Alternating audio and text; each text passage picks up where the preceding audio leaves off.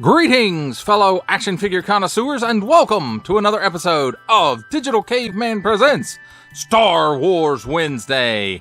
I, as always, am your host, the Digital Caveman, and today I will be presenting you with Star Wars The Black Series, Episode 2, Attack of the Clones, Phase 1, Clone Trooper.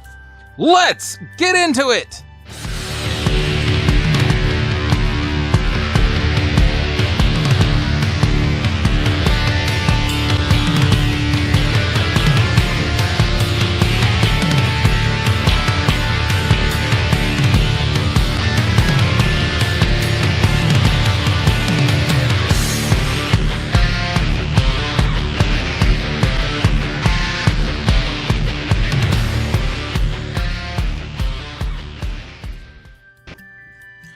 Let's start things off with a look at the packaging. And here we have on the top, it's a hook, some tape, a little window right there to let some light in from the top. Then we move around to the front. We've got Star Wars, the Black Series. Nice big window showcasing the figure and his accessories, or at least most of him. Star Wars, Attack of the Clones in that stripe here that goes around to the side, continues up at an angle around to the back. Phase 1, Clone Trooper. Assortment number. Warning, don't stick things in your pie hole that do not belong there. 4 and up, Hasbro print on the bottom. Small print, fine print, legalese print, main China print, symbols I'm not going to learn, and a barcode. On this side, nothing up here, nothing here. That stripe we talked about earlier, Star Wars, the Black Series at the bottom, that's it. On this side, we've got some nice artwork of the Phase 1 Clone Trooper. Phase 1 Clone Trooper. And then on the back here, we have Star Wars The Black Series, Phase 1 Clone Trooper. In the beginning phases of the Clone Wars, the introduction of white armored clone troopers in the Republic's Grand Army represented the future of galactic warfare. And then here we have that same piece of artwork from the side, only it's a little bit closer up, I think. And then he's number 5 in Star Wars Attack of the Clones. Attention! Especially don't stick things in your French pie hole. Includes figure and 3 accessories. Warning, attention, Octung. Don't stick things in any other language pie hole that do not belong there. Don't give it to babies. Small fine legalese, made in China print, Disney print, Hasbro print. That, my friends, completes our look at the packaging. Let's take a look at the figure and his accessories. And here we have handy dandy tweezers to help us take a look at these smaller accessories. And here we have his blaster rifle, the smaller one. I don't remember the model numbers of these things anymore. I used to know all that stuff, and then I got old. But nice molded details. Molded in, it looks like black plastic. And here we have the long rifle, and it's not quite black, it's maybe off black. It's kind of grayish, maybe really dark gray, with, it does have some kind of flecks in it. Not like flexible, but flecks as in like flecks of glitter or something reflective. Just little bitty flecks in there. As you can see, no paint apps on this that I can tell. And again, nice molded detail in it. And there goes Mr. Clone falling over. And then his last accessory is his helmet. And I have to say, it's a pretty nice mold to it. It's got a little bit of paint apps on it. Some of it's a bit messy, like that gray right around there, that band. You can see there's a little bit of paint slop right there. And he's got a little bit of paint app right there. And here, the black stripe there that goes all the way around. And then the black for the visor. And then it looks like gray and black for the nose bridge piece. And then nothing for the comlink. Or vocoder, or whatever that piece is supposed to be called. I don't remember anymore. So here we have the clone. Let's take a look at him. And I do like this head sculpt and the deco that they're currently using on it. The scar right here. Of course, they all have this scar. And then, you know, these lines here, which I'm guessing are like forehead wrinkles. Like he's kind of thinking or something. And then eyebrows, eyes, maybe a little bit on the lips. Probably all inkjet printing face technology going on. And then other than that, it looks like most everything might have some black paint apps. Wherever you're seeing the black, it looks like maybe black paint apps, and then everything is kind of molded in white. Now it may be molded in black up under this because this piece right here is an overlay, and you can feel that it's rather soft, just like it actually feels a little bit softer than the shoulder pads. But you know, I think this is a good looking mold. And it does have lots of nice molded details on it. Let's take a quick look at his articulation. And the head is on dumbbell at the top, ball at the bottom of the neck, and you know, 3 separate pieces: torso, upper torso, neck, and head. So he's got some chicken neck. He's got some waggle. He can do the full exorcist. At the shoulder, you can tell this is the newer one because this shoulder piece goes up under the torso armor, so not quite 90 degrees. And then it does have butterfly on it, back that far, forward that far, and then 360 degrees of rotation. Cut at the upper bicep for another 360 degrees of rotation. Single hinge and swivel at the elbow, and it's tough. It doesn't like to do it, and maybe I won't get it all the way around there. We got it all the way around.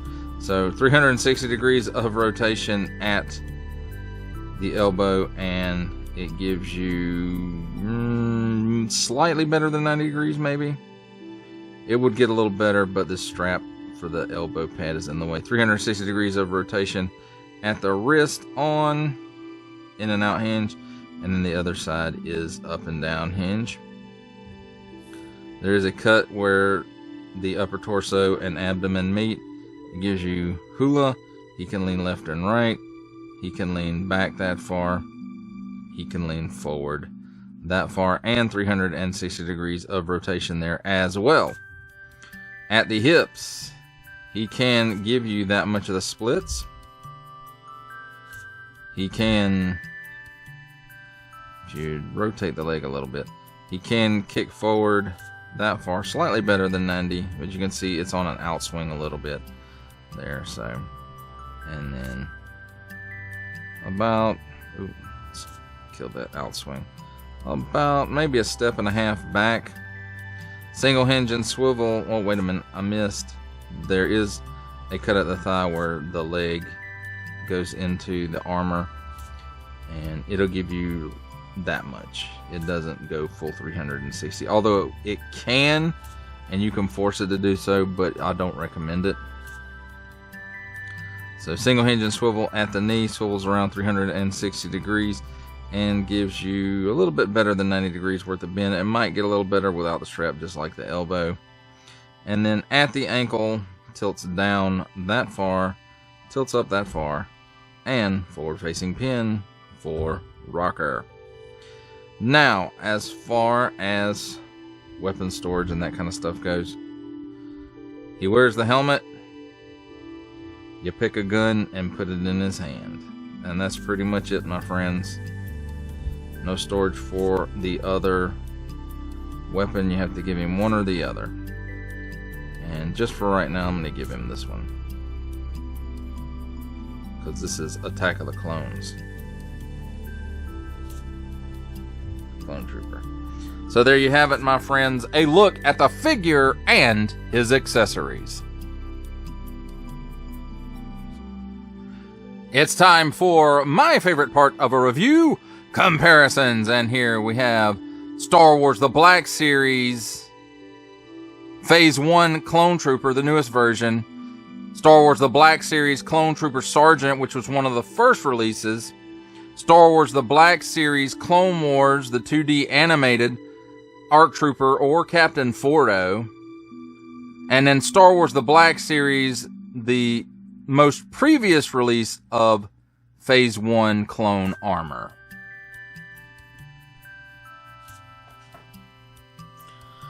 For our final set of comparisons, here we have Star Wars The Black Series Attack of the Clones Phase 1 Clone Trooper, with from the Marvel Legends series making his cameo appearance, Stan the Man Lee. From G.I. Joe Classified series, the Hasbro Pulse exclusive Regal variant Cobra Commander. From Star Wars The Black Series, the Archive Edition 501st Legion Clone Trooper. And for a 7-inch scale comparison, from the Masters of the Universe Masterverse line, the 40th Anniversary He-Man. For final thoughts on Star Wars The Black Series Attack of the Clones Phase 1 Clone Trooper, I have to say, I do like this sculpt. I especially like that you can pull the helmet off of this one. You couldn't do that on the last issue of a Phase 1 clone. And so I do like that. And the fact that they went the extra step and gave it a really good deco on the unhelmeted head, I thought was really, really good. And I think that clone head looks really, really good. Now, the weapons is pretty standard for clones. And why the Phase 3 troopers come with the rifle that this one has now, I don't know, because I don't really remember Phase 3 troopers using that one too much. Maybe Commander Bly's unit had them. But for the most part, by the time the Clone Wars series started, not the original, but the Lucasfilm not 2D, the 3D one started, you know, they were all using the smaller blasters for the most part anyway, except for the ones with the big cannons that look like Gatling guns and the rocket launchers and, you know, that kind of stuff. But you know, as far as Phase 1 troopers go, and I guess with the Phase 2 troopers too, I'm glad that they come with this rifle and the smaller one as well. So, you know, you can kind of vary your stuff up if you're an army builder and want to build out that big 6-inch army. But as far as this figure itself goes, you know, I like it. I do like the new clone body. I like where the shoulder pads are pinned in through the arms and they rotate with the arms and they're not on a flap attached to something else or glued into place or get in the way. And I like the fact that they also go up under the torso armor overlay when you raise their arms up. So I think that's really good, and the sculpt looks really good. I mean, all the clone sculpts look, you know, fairly good. Maybe like the first couple of releases were a little off, but I think they've got the clones down now. And as far as accuracy goes, I don't know how accurate this is, because I know that I think the armor changed slightly other than the helmet between Phase 1 and Phase 2, because Captain Rex modified his armor, his Phase 2 armor, by welding some of his Phase 1 bits onto the chest plate. At least I believe that's the case. So there may be some differences that they're not doing in the sculpt, but you know, for me, this is fine. It fits the bill for what it's supposed to be, and I'm glad I picked it up. I almost didn't, but then I remembered this one has a removable helmet and the last trooper did not. Well, that does it for the review. I hope you enjoyed it. I enjoyed making it. Only support from viewers like you make this programming possible. Each view does count, and I do appreciate each and every single view that I receive. Thank you, and thank you so very, very much for supporting this channel through viewing. If you are interested in supporting my channel further, I'm now offering memberships at various tiers. Click the join button on my YouTube page, or check this video's description for the link and see if any membership offers are right for you. But only if you are in a position to do so. Comment below, like, share, subscribe if you would like to see more content, or, just help the channel grow, or both, that's even better. And don't forget to ding that bell so that in the future you will be notified as my new content becomes available. That's a wrap, folks. I'll see you next time.